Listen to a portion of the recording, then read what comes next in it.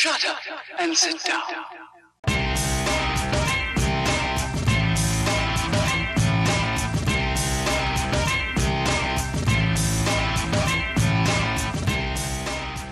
Hello, my name is Justin Adams, and welcome to Jay's Days. So I'm here to answer the age-old question, why is it so bad? It's a new show that I'm trying out where I pick out bad movies, and I try to explain why they are bad.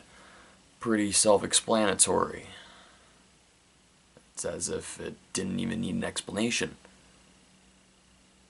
What better way to start this shit show than with a shit sequel with a once great star that became a typical star?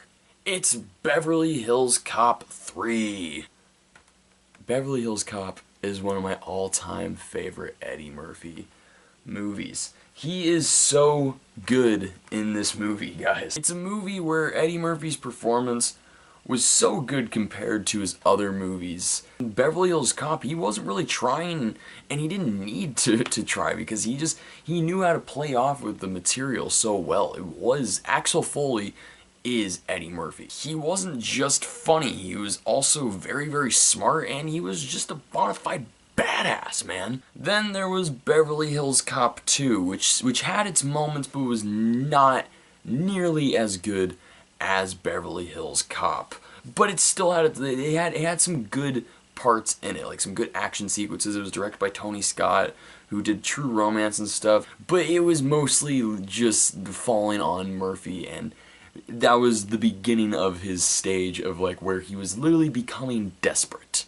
And then came the third movie. Most people say that it's the third movie that always has movie franchises flop. And it's not a lie, guys. Look at the long list. Shrek the Third, Hangover Part 3, Alien 3. The list goes on. Now, while it's pretty understandable what makes a movie like this so awful, I am here to explain why. Guys, this is Beverly Hills Cop 3. Now, I'm not lying when I say that this movie starts off with a shitty movie bang. If you are a fan of Beverly Hills Cop, then you know that the opening sequences are the things that made both movies. The first one and the second one. Easily the opening sequence is probably the best part about the sequel. In the first one, it not only set up this awesome stakeout scene, and it also introduced us to Axel Foley in this really, really fun way. In this sequel, we don't get that. You know what, actually, let's just toss the word fun right out the window and don't look back unless you're gonna spit at it. This movie starts off with a very bored Eddie Murphy, man. Like, he quite literally looks like he does not have any desire to be there or do anything with the material. Just look at his energy in the first movie and then cut back to the Beverly Hills Cop 3 and you will see a significant difference. The first 20 minutes are so off tonally compared to the other two movies that once it gets to feel like a Beverly Hills Cop movie and you hear the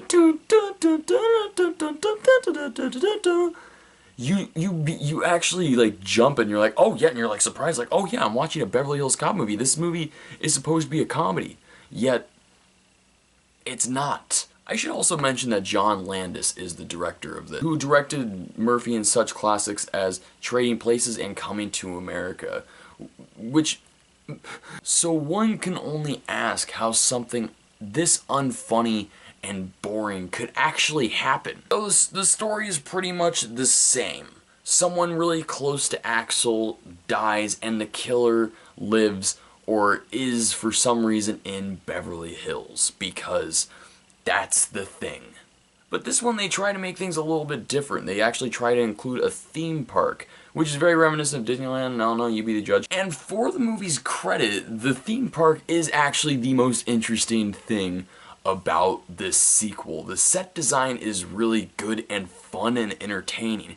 If only they could have made a funnier Eddie Murphy, this movie would have been perfect. Another thing that's completely off with this movie are the missing cast members. There's no Paul Reiser, which isn't a horrible thing, but there's also no John Ashton, which is an awful thing. He was literally the glue to the whole chemistry with Foley, Taggart, and Rosewood.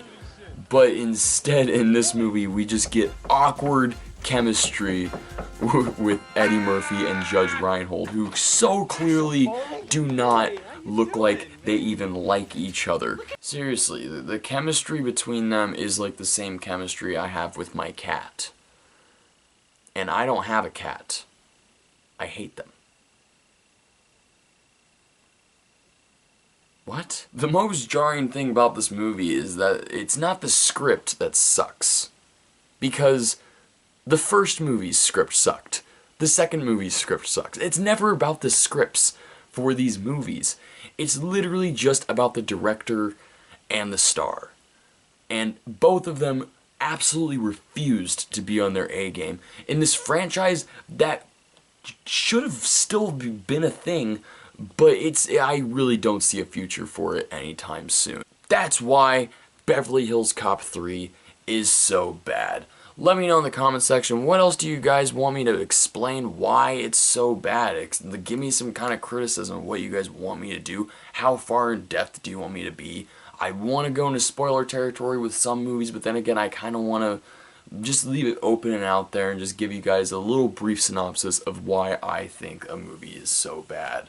Alright guys, that's what I think. Let me know what you guys think. Remember to always follow me on Twitter at I'mJustR_420. And also remember to like, subscribe, blah blah blah. Yes!